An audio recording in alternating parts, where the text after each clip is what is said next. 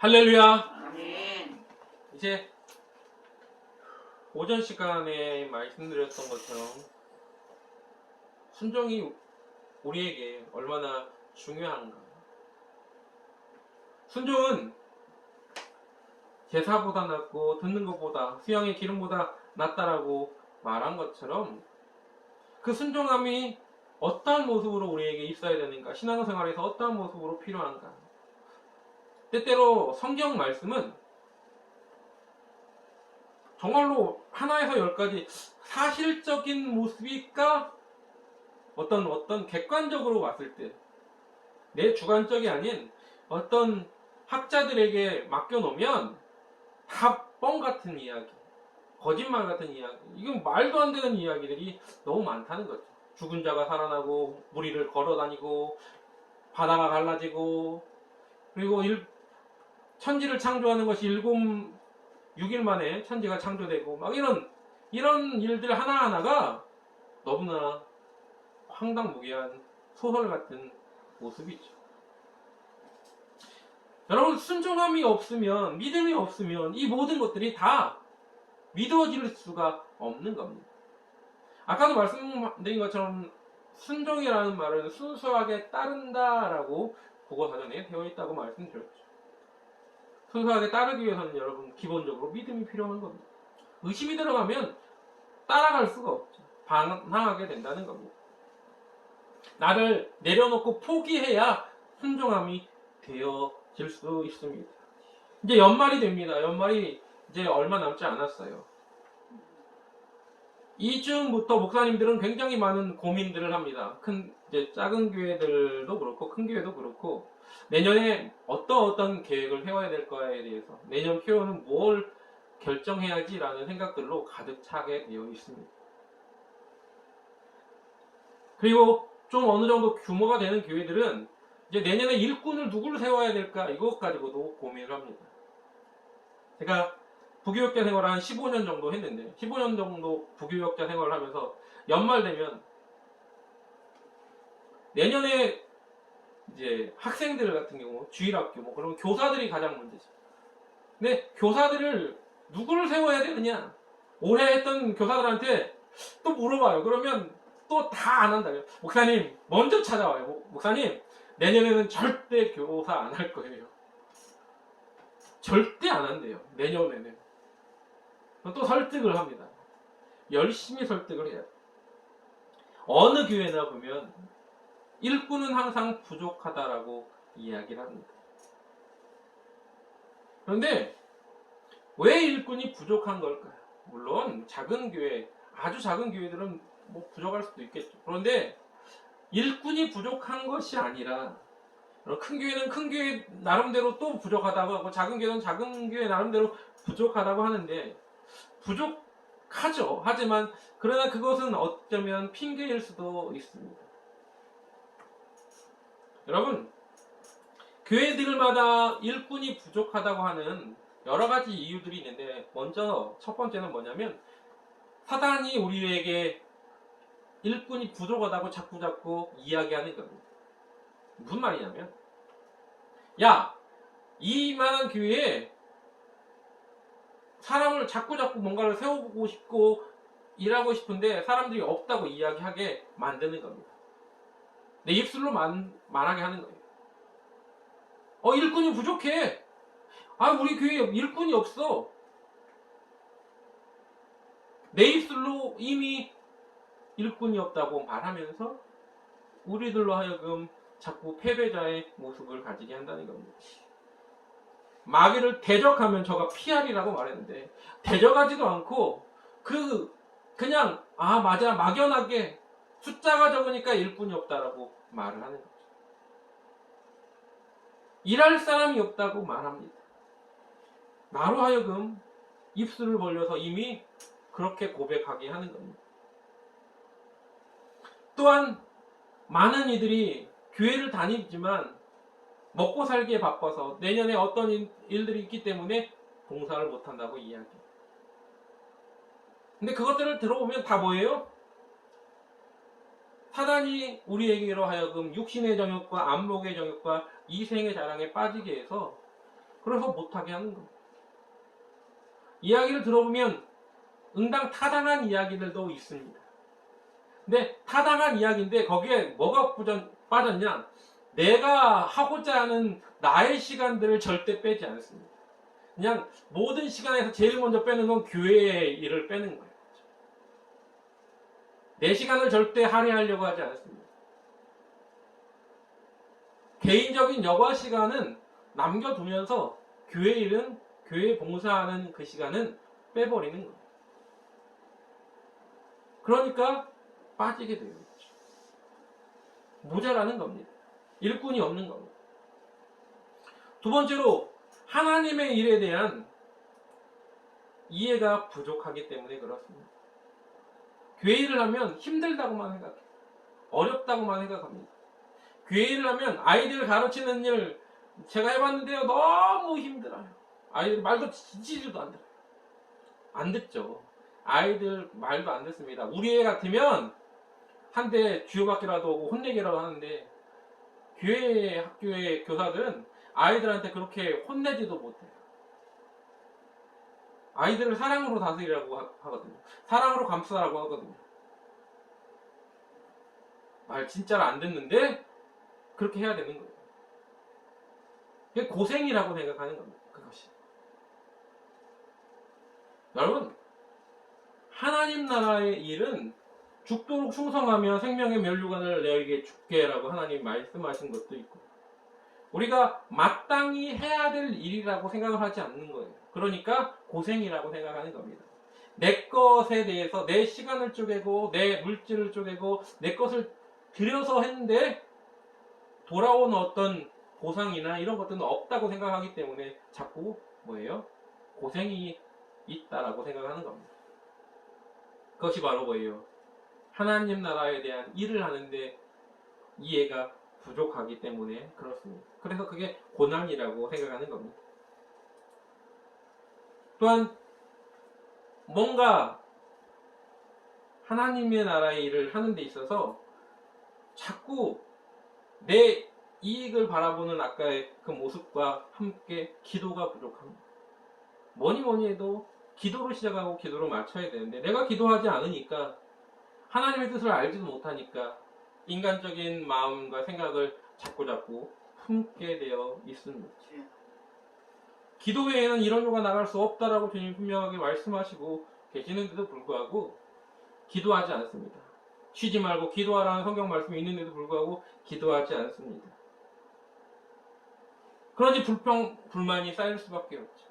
빌립보서 4장 6절부터 7절에는 이런 말씀이 있습니다. 아무것도 염려하지 말고 오직 모든 일에 기도와 간구로 너희 구할 것을 감사함으로 하나님께 아뢰라. 그리하면 모든 지각에 뛰어난 하나님의 평강이 그리스도 예수 안에서 너희 마음과 생각을 지키시리라. 아멘. 그런데요, 안 해요. 그러니까 무조건 힘들죠. 그리고 그 모든 것에 하나님의 일을 하는 데 있어서 왜 이 일을 해야 되는지에 대한, 내가 왜 이 일을 해야 되는지에 대한 자각이 부족하기 때문에 그렇습니다. 무지하는 거예요. 달란트를 줬음에도 불구하고 그 달란트를 내가 왜 써야 되는지를 모르는 겁니다. 내가 이 일을 위해서 왜 내가 내 시간과 모든 것들을 드려야 되는지에 대한, 하나님이 왜 나한테 이러한 재능과 그것을 가르칠 수 있는 어떤 여건을 허락하셨는지를 생각지 않는 겁니다. 그런 여러 가지 핑계로 말미암아 우리는 교회에 일꾼이 없다고 말합니다. 일꾼이 없다라고 말하면서 여러 가지 핑계를 댔죠. 그러므로 말미암아, 그 핑계로 말미암아 순종하는 것이 아니라 불순종하게 만드는 겁니다. 제가 어느 교회에 있을 때 정말로 열심히 설득을 해가지고 이제 주일 그 한 해가 끝나는 마지막 주일에 이제 내년에 봉사할 분들을 이렇게 주보에다 실었어요. 그리고 임명을 하는데 임명하는 그 자리에서 어느 분이 저 내년에 못하겠습니다 그랬어요. 임명하는 그 순간에 분명히 이야기할 때는 하겠다라고 해놓고 그 순간에는 못한다라고 이야기를 했어요. 참 곤란했습니다. 우리는 여러 가지 그 핑계로 말미암아 안 하겠다고 말하고 그리고 불순종하게 되는 겁니다. 어디가 우선순위가 있는지를 모르기 때문에 그런 겁니다. 우선순위가 무엇인지를 착각하고 있는 겁니다. 내가 지금까지 누리고 있는 모든 것들은 나에게 재능을 주셔서 그로 하여금 누리게 했던 모든 것들은 가장 먼저 하나님의 영광을 위해 사용하기 위해서 그 나에게 여러 가지 것들을 주셨다는 것들을 우리는 잊고 있기 때문에 그래서 쉽게 핑계를 대고 쉽게 불순종하게 되는 겁니다. 그래서 지난 시간에 말미에 뭐라고 말씀드렸습니까? 순종에는 훈련이 필요하다라고 말씀을 드린 거예요. 뭐 순종은 그냥 믿음만 있으면 되지 않느냐라고 말씀을 하실 수 있지만 아까도 말한 것처럼 365일 매일 은혜가 넘치고 매일 성령이 충만하고 이런 건 아니라는 겁니다. 사람인지라 시험도 들고 또 기분이 떨어질 때도 있고 피곤할 때도 있고 여러 가지 여건이 발생할 수 있는 거죠. 하나님은 항상 순종을 말씀하셨어요.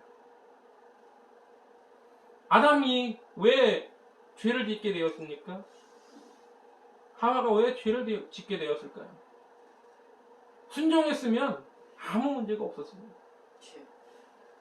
그런데 불순종했습니다. 뭐에 대해서요? 그 하와를 꼬시는 그 뱀의 꼬임에 너무 쉽게 넘어간 겁니다. 반항하는 것처럼 보이고 아닌 것처럼 보였지만 그러나 결국에는 쉽게 넘어가서 선악을 알게 하는 나무의 열매를 따먹게 된 것이고 또 하와가 준 것을 아담은 너무나 쉽게 먹었다는 겁니다. 모든 원인과 결과를 보면 성경에 나와 있는 실패의 원인들은 대부분 불순종에서 나오게 되어 있습니다. 노아 시대 때 홍수로 그들의 인류가 멸망했던 이유도 그들이 하나님의 말씀을 듣지 않고 불순종했기 때문에 심판을 받은 겁니다.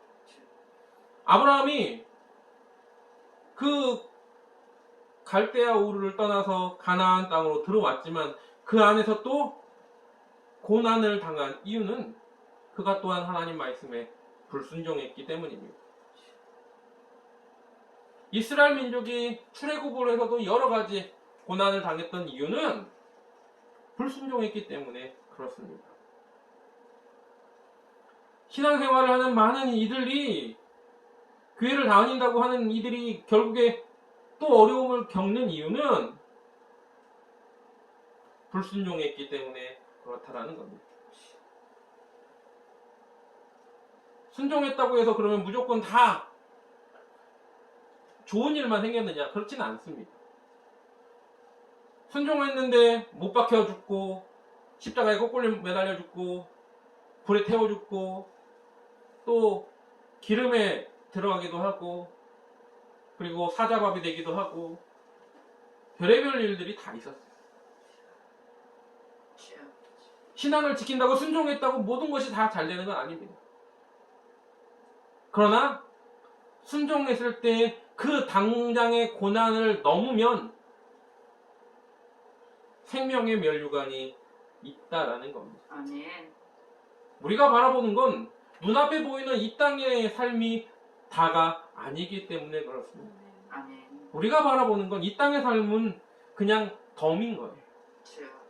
우리가 바라보는 삶은 바로 이 땅 너머에 있는 저 하나님의 나라 영원한 삶임을 잊지 마시기 바랍니다. 아멘. 그래서 이 땅에서의 그러한 어마어마한 고난에도 그들이 끝까지 하나님께 자기의 모든 것을 맡기고 순종할 수 있었던 겁니다. 아멘. 근데 그렇게 순종하기 위해서 어떻게 해야 됩니까? 훈련이 필요하다는 겁니다. 총을 쏘는 것도요, 그냥 아무한테나 총 던져주면서 쏴라 그러면 못 쏘는 겁니다. 여러분, 요즘 총에는요, 안전장치가 되어 있어요, 대부분 총들.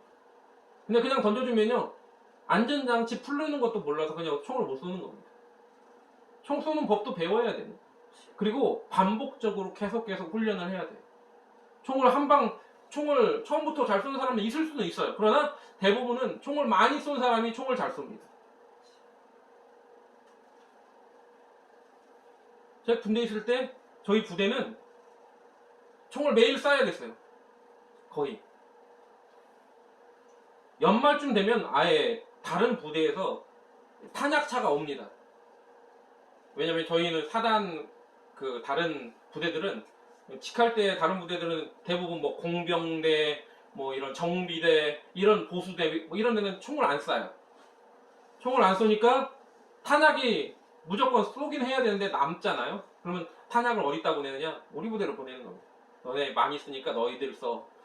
우리는 그러면 그걸 가지고 훈련을 하는 겁니다. 근데 저는 총을 잘 못 쐈습니다. 그렇게 쏘는 데서. 저는 18발을 쐈어요. 20발 쏘는데 18발을 맞췄어요. 관역에. 근데 그래도 못 쏜 거예요. 저희 부대에서는. 18발 쏴도 20발에서 18발 쏘면 잘 쏘는 것 같은데 천만에요 말씀입니다. 혼났습니다. 맨날.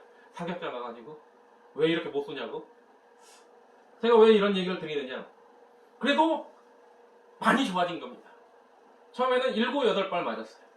근데 18발을 맞은 건 굉장히 많이 쐈기 때문에 맞은 거예요. 훈련이 중요하다는 겁니다. 무의식적에 나오는 거예요. 여러분, 훈련을 많이 하는 이유가 뭘까요? 왜 군인들이 막 공수부대, 특전사들이 특공무술을 하는지 매일매일 연습하느냐? 왜 태권도를 맨날 연습을 하느냐? 나도 모르는 사이에 반사적으로 나가기 위해서, 누가 공격하면 반사적으로 그 몸이 움직이게 하기 위해서 의도적으로 자꾸 해야 되는 겁니다. 여러분, 감사라는 말도요, 의도적으로 자꾸 하면 언젠가 그 감사가 나도 모르는 사이에 자꾸 나가는 거예요. 디모데전서 아까 말씀드린 4장 7절 8절에 이렇게 말하고 있습니다. 망령되고 허탄한 신화를 버리고 오직 경건에 이르기를 연습하라. 육체의 연습은 약간의 유익이 있으나 경건은 범사에 유익하니 금생과 내생의 약속이 있느니라. 금생은 어디입니까? 현재의 삶이죠. 내생은 언제입니까? 바로 우리가 죽어서 저 하나님 나라에 갈 때 삶을 이야기하는 겁니다. 아멘. 사후의 세계, 죽음 이후의 세계, 그곳에 여러분 경건의 훈련을 한 이들은 여러분 생명의 면류관을 보장받을 수 있다는 걸 잊지 마시기 바랍니다. 아멘. 여러분, 신앙은요, 우리가 자꾸 안 되는 걸, 나 자신의 그 육신의 정욕과 안목의 정욕과 이생의 자랑을 자꾸 쳐서 거꾸로 틀어야 돼요. 그렇게 자꾸 훈련시키는 겁니다. 새벽 예배를 안 나오는 사람이 새벽 예배를 나오려고 하면요, 하루가 정말로 피곤합니다. 새벽에 한번 4시에 5시에 새벽 예배를 안 나가는 사람이 갑자기 그 시간에 일어나잖아요. 그리고 새벽 예배를 드렸어요. 그런데 다시 집에 가가지고 하루를 지냈는데 하루가 몽롱해요. 하루가 몽롱하고 뭔 일이 있었는지 모르게 하루를 지나갑니다. 그리고 정신이 없는 거예요. 이틀도 그래요. 이건 안 되겠다 하고는 포기하는 이들이 되게 많다는 겁니다. 보통 그래서 새벽 예배를 나오면 20일을 무조건 잘 버티면 그 다음엔 조금 생활 패턴이 바뀐다. 우리가 다른 나라에 시차 적응을 한다는 거 하죠. 새벽 예배를 드리는 것도 그런 시차 적응이 필요합니다. 의지적으로 자꾸 훈련을 시키면 나중에 새벽에 깨어날 수 있는 훈련이 된다는 거죠. 순종하는 것도 마찬가지로 그렇게 훈련이 필요하다는 겁니다. 그러면 그렇게 하기 위해서 신앙을 이제 순종함의 훈련을 하게 되는데, 첫 출발은 뭘 해야 되느냐? 어떤 훈련을 그러면 해야 될까? 왜 순종함에 필요한 훈련은 무엇일까? 가치관이 변하는 훈련을 먼저 해야 됩니다. 여러분, 순종하기 위해서는요, 내 가치관이 변해요. 가치관의 변화가 없으면 내가 지금까지 가지고 있던 고정관념에 막혀서 절대 그것을 넘어서는 일을 할 수가 없습니다. 사도행전 10장에 보면 누가 나오냐면 고넬료의 가정이 나오고 그리고 베드로가 나옵니다. 고넬료의 가정은 이탈리아에 대해 백부장이다. 고넬료는 이탈리아 내의 백부장이다. 그 말은 무슨 말입니까? 이탈리아 사람이라는 겁니다. 그 사람은 로마 사람이라는 소리예요. 근데 경고산 사람. 하루는 기도하다가 음성을 듣습니다. 고넬료 베드로를 청해서 너희가 말씀을 들어라.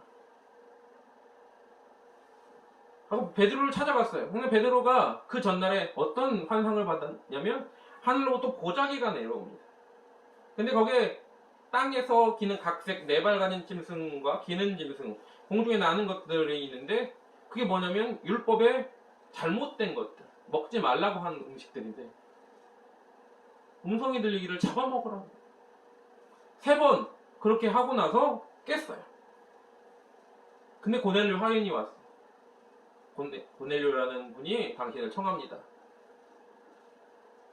베드로의 상식적으로는요, 유대인의 상식으로는 로마인 또 헬라인이든 이방인들은 다 개되지만도 못하고 우리는 선택된 민족이기 때문에 너희들과는 달라. 그냥 너희들과 함께 할 수 없어. 이런 마음이 있거든요.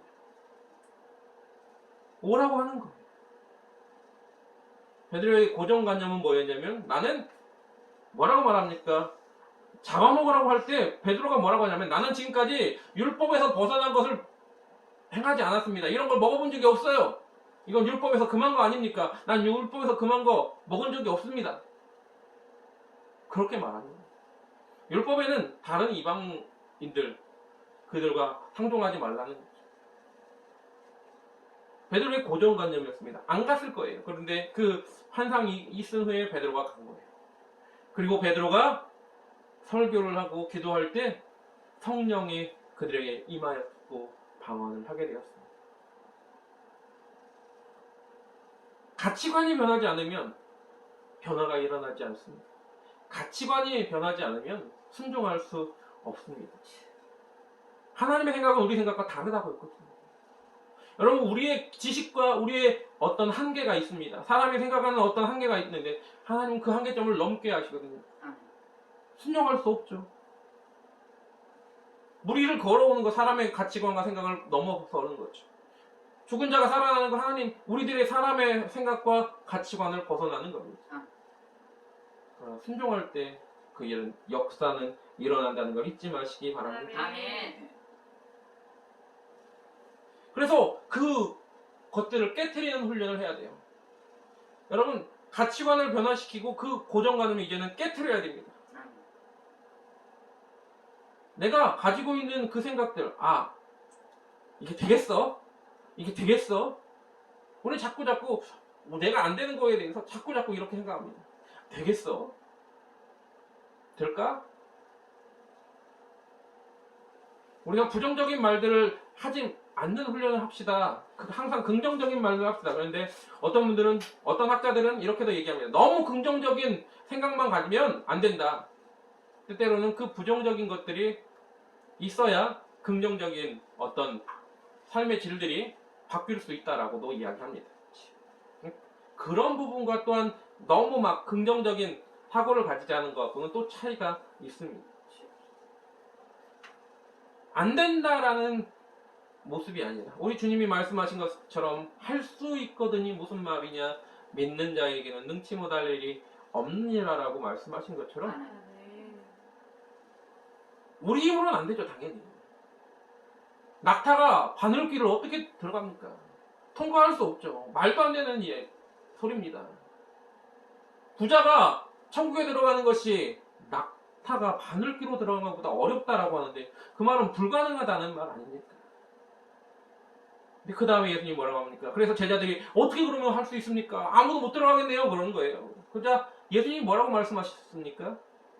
그래서 사람으로는 할 수 없고 하나님으로는 하실 수 있다라고 하는 겁니다. 아멘. 하나님이시니까 할 수 있는 거예요. 아멘.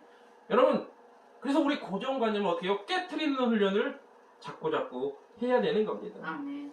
변화를 해야 되는 겁니다. 이거 안 돼가 아니라 나는 못하지만 우리 주님은 하실 수 있어. 그렇기 때문에 내가 순종하는 훈련을 해야 되는 겁니다. 아멘. 또한 이 세상은 어떻습니까? 우리 찬양도 항상 그래요. 이 세상은 날이 갈수록 악해져가고 온 거리마다 넘쳐나는 죄악의 물결. 말세지 말이 될수록 점점 세상은 악해져 갑니다 라고 이야기합니다. 그러면 거기에 같이 살고 있는 우리는 어떻게 해야 될까? 유혹도 너무 많고요. 신앙을 지키기가 너무 힘든 세상. 이게 지금 세상이에요. 코로나 때문에 교회를 한번 이렇게 안 와서 이제 팬데믹 사태 이후에 이제 목사님들끼리 이제 이야기를 합니다.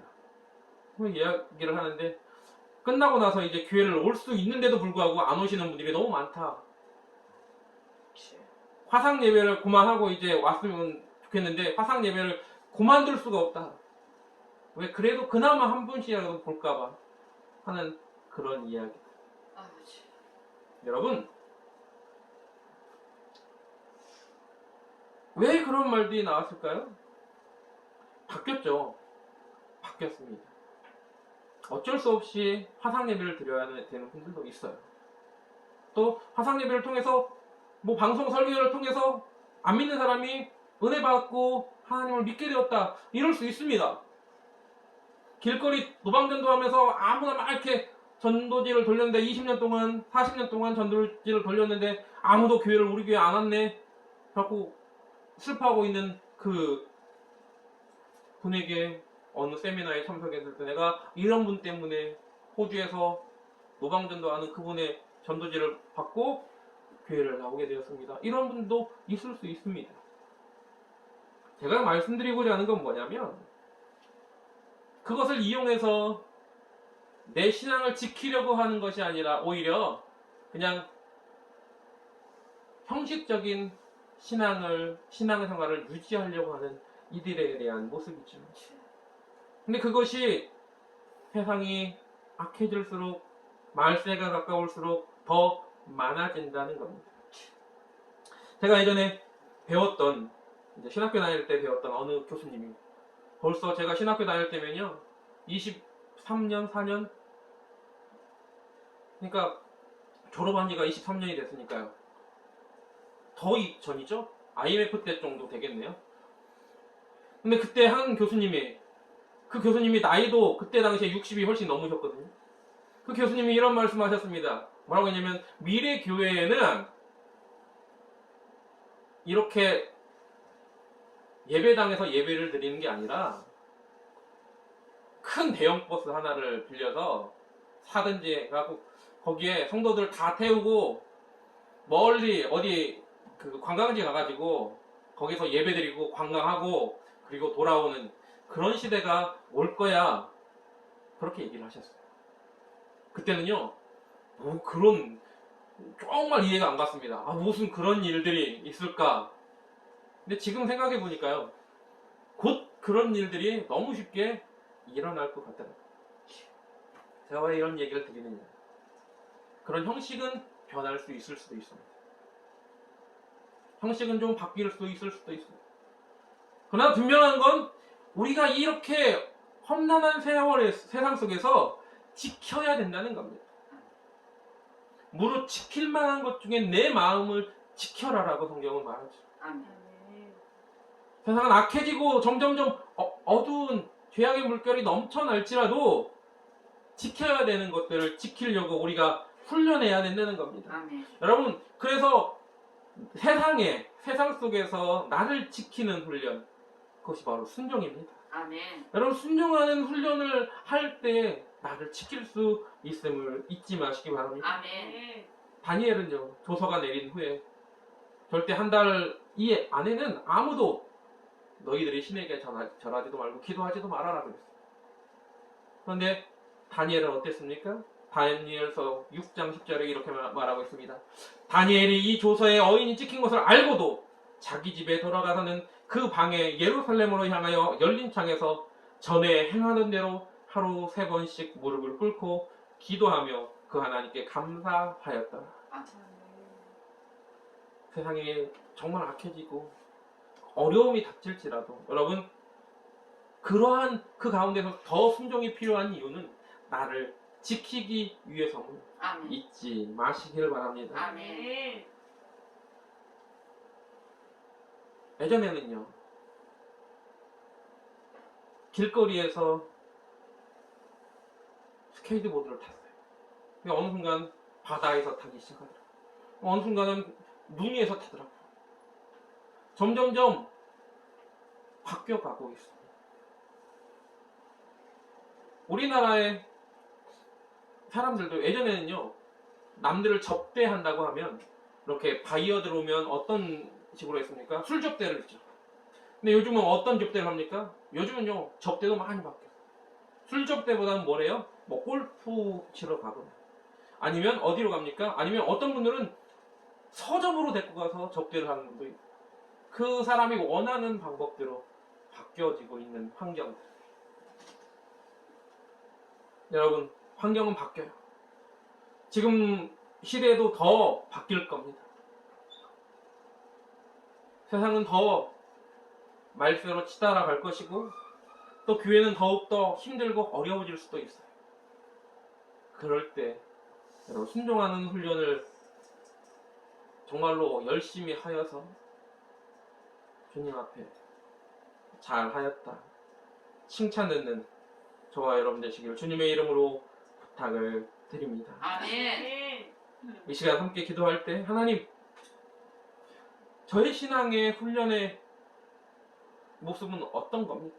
지금 저는 훈련을 하고 있습니까? 아니면 이리 바람에 요동치는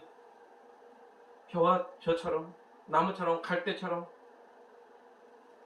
흔들리고 있는 사람은 아닙니까? 하나님이 원하시는 그곳으로 저를 인도하여 주시고 순종의 훈련을 통하여 말세 때 믿음을 지키는 주의 자녀가 되게 해달라고, 아멘. 정말 하나님이 기뻐하는 그 자리에 날마다 서 있게 해달라고 다 같이 기도하기를 원합니다. 이 시간 다 같이 말씀을 생각하면서 통성으로 주의 이름을 청하고 기도하도록 하겠습니다. 주여! 오 할렐루야, 사랑 원하는 충만하신 하나님 감사합니다.